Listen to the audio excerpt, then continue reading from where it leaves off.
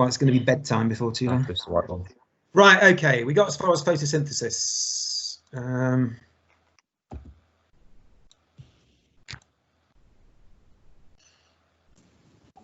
Oh yeah, the snazzy bit.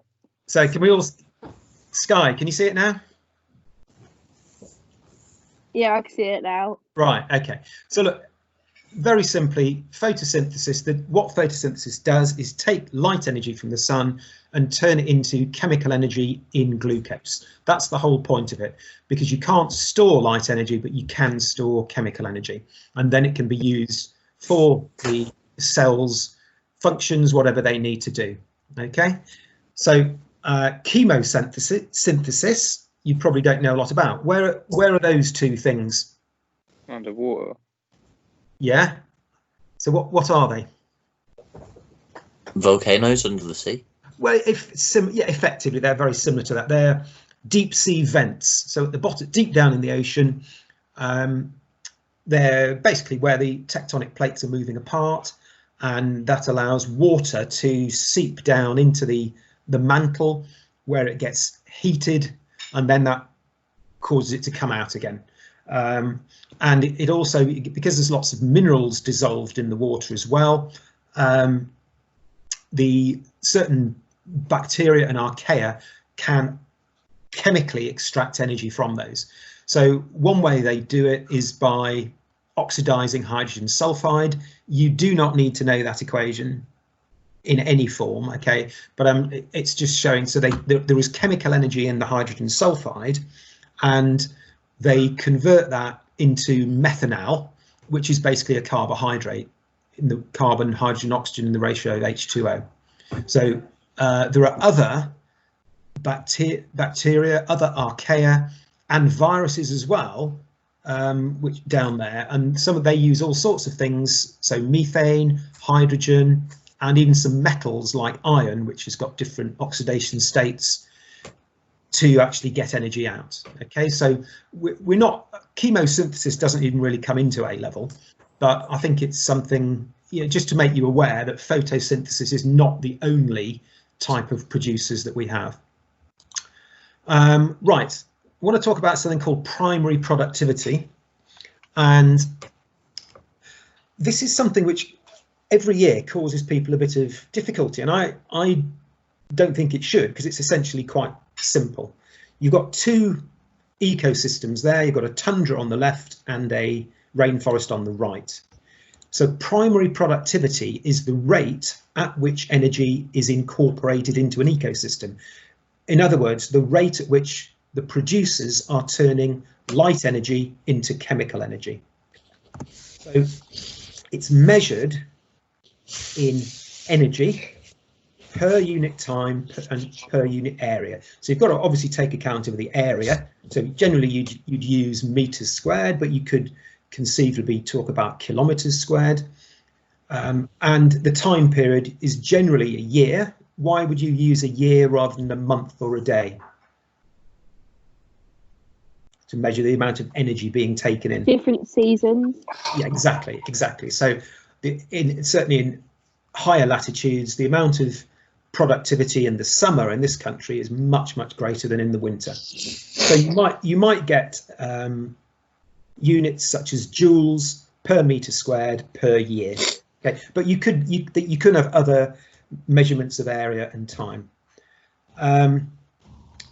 This is important because the primary productivity dictates how many producers and consumers can then survive in that ecosystem, because all the other consumers are feeding off that primary productivity. So in the rainforest, the rainforest can support far more consumers and much bigger food webs because the primary productivity is much greater. In the tundra, there are very few animals because the productivity is much lower, and it's mainly things like lichens, as we talked about previously. I know you've just done stuff on biodiversity, haven't you, with Mrs. Taylor? So how do you think primary productivity would relate to biodiversity? Is it a higher biodiversity the higher the primary productivity. Yeah, Or like in general, that's true. The greater primary productivity usually means greater biodiversity because you're creating more, greater variety of food, greater variety of shelter, so it creates more niches, so lots of different consumers can exist. However, there is an exception to that, which is what this picture shows. If you get a lake which is eutrophic, so high nutrient levels because fertilizers have run off into it, that will cause an increase in the diversity of the algae that grow, but the effect of that then is to soak up all the oxygen, and you might end up with lower diversity as a result. Okay, so generally greater, but there are exceptions. Okay, so I want to just start with an overview of photosynthesis. I think in year 13 there are 3 quite big topics. One is photosynthesis, which people find tough. One is photosynthesis, one is respiration, and the other is the immune system. So I'm going to take a bit of time on photosynthesis, and hopefully it's not too repetitive. At GCSE, you would have come across that equation. Carbon dioxide and water is turned into glucose and oxygen, and that requires light energy, and it also requires chlorophyll, because chlorophyll is the chemical that actually absorbs the light energy. Overall, photosynthesis is endothermic. We know what that means. That means that there is more energy in the products than the reactants. That's obviously why we need light energy to be input. So most of that energy is locked up in the glucose. There's more energy in glucose than there was in the carbon dioxide and water. So endothermic reaction. And if we reverse it, it's an exothermic reaction, which is aerobic respiration. And you know that when you respire a lot aerobically, you get hot, and that's because it's an exothermic reaction. Right, so not broadly, but the photosynthesis happens in 2 stages. And we're going to look at each of these in a lot of detail. The first one is called the light dependent reaction, which tells you exactly what it is. That's the bit that involves light. And the energy from light is used to split water molecules, and that's called photolysis or photolysis. Okay, photolight, lysis means splitting. So that light energy is used to split water. The oxygen atoms from water then are no longer used. So the first part of the reaction involves only water, not carbon dioxide, and energy is used to split the water molecule. The oxygen atoms are then thrown away. The hydrogen from the water is used in the second part of the reaction, which is called the light independent reaction. And in that, the hydrogen atoms, and you will recall again from your chemistry, a hydrogen atom is 1 proton and 1 electron. And we're going to be talking a lot about electrons in this. So they react with carbon dioxide to make carbohydrate. So CO2 plus hydrogen makes CH2O. That's the what's it called? What's it called? The simplest formula of a compound. Chemists, come on. Empirical? Empirical, thank you. Well done. Couldn't think of the word. Yeah, so CH2O is the empirical formula of glucose. So if you multiply it by 6, you get C6H12O6.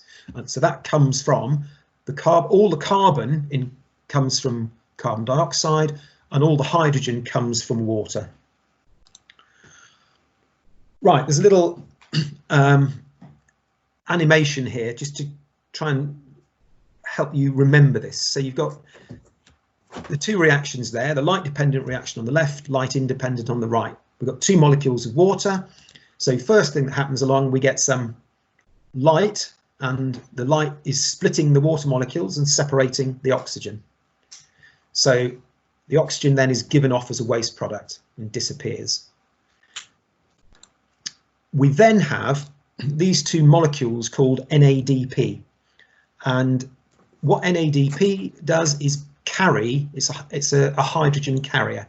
So the NADP picks up hydrogens and then it takes them across to the light independent reaction. And then so that just like little shuttles, they go backwards and forwards, picking up oxygen and taking it from one to the other. The other thing we need is energy, and the light energy, we've already used that, but what happens is that gets turned into ATP. So light energy hits chlorophyll. Again, we'll look at this in more detail next time, but that is transferred to energy in electrons, and that is then turned into energy in ATP. And the ATP molecules can then shuttle across to where the light independent reaction happens. What then happens, the water is given off, a molecule of water is given off there, and what's left is our empirical formula for carbohydrate, HCOH. And again, if we have 6 multiples of that, we can then make a glucose molecule.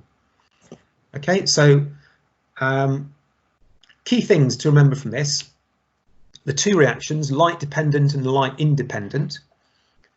The light independent only uses water. There's no CO2 in the light dependent, and there's no water in the light independent. Okay, so one of those two reactants is involved in only one of the reactions.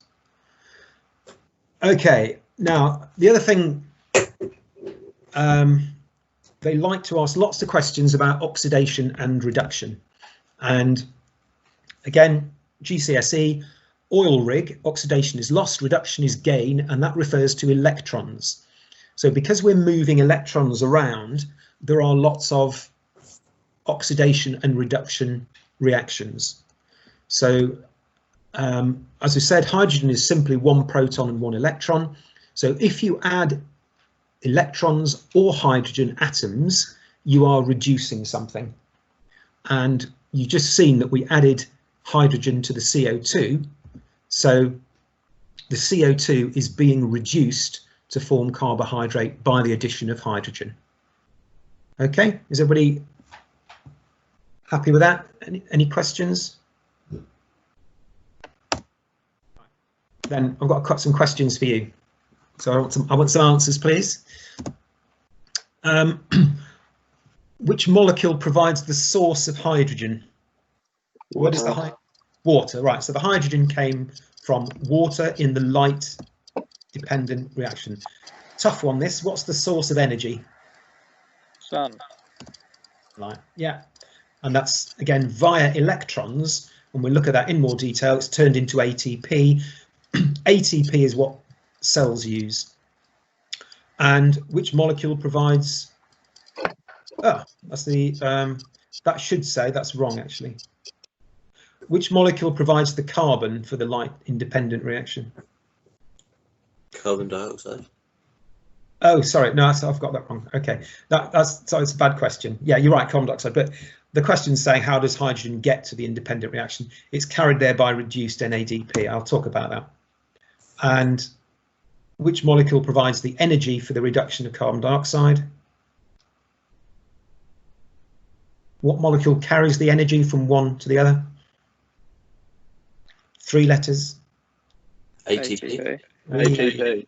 Right, good. Okay. So again, this is a bit of a summary again. So we've got water being split into 3 things: hydrogen ions, electrons, and oxygen. The oxygen's given off. The electrons actually provide the energy to build up ATP.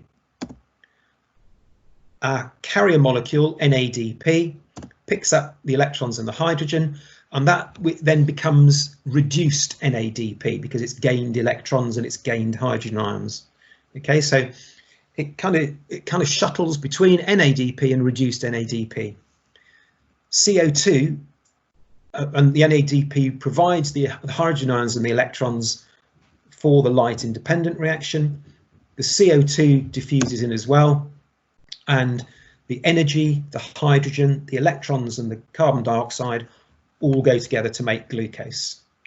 Okay, now that's not, don't worry about balancing things here. This is not a balanced equation, but those are the general principles. If you can remember that, you can answer most of the questions you'll get in photosynthesis. Right, so the other thing I just wanted to cover now is about ADP and ATP. So understand how phosphorylation of ADP requires energy and that hydrolysis of ATP provides an immediate supply of energy for biological processes. What does phosphorylation mean? No idea. Well, what molecule is it? Addition of a phosphate. Yes, correct. Right. So you're adding a phosphate group to something. So ATP is adenosine triphosphate. It's got 3 phosphates. ADP has got 2 phosphates. So when you turn ADP into ATP, you are phosphorylating it. Right, ATP then. ATP is the means by which a cell uses energy, and it carries energy around the cell. We'll come across this as well in respiration. So when respiration goes on in the mitochondria, you build up ATP in the mitochondria. They then travel to other parts of the cell and give that energy to whatever it's needed for. ATP never leaves a cell. It never carries it around the body. If we want to carry energy around the body, we'd use things like glucose or fatty acids. You will notice, if you look at the diagram, it's a nucleotide. It's got a sugar, which is ribose. It's got a nitrogenous base, adenine. And in fact, if it only had 1 phosphate group, that would be exactly the same as the nucleotide, which is present in RNA, the A nucleotide. So it's the ribose sugar, the phosphate, which make the backbone, and then you've got the adenine base. So this is the only difference is that ATP has got 2 more phosphate groups added. And the most important one is the 3rd phosphate, which has fairly weak bonds, and therefore it can be removed to make ADP, and it can be re-added. When you take off the 3rd phosphate group, phosphates bond very strongly with water, and making bonds releases energy, exothermic. So that's how ATP releases energy for use.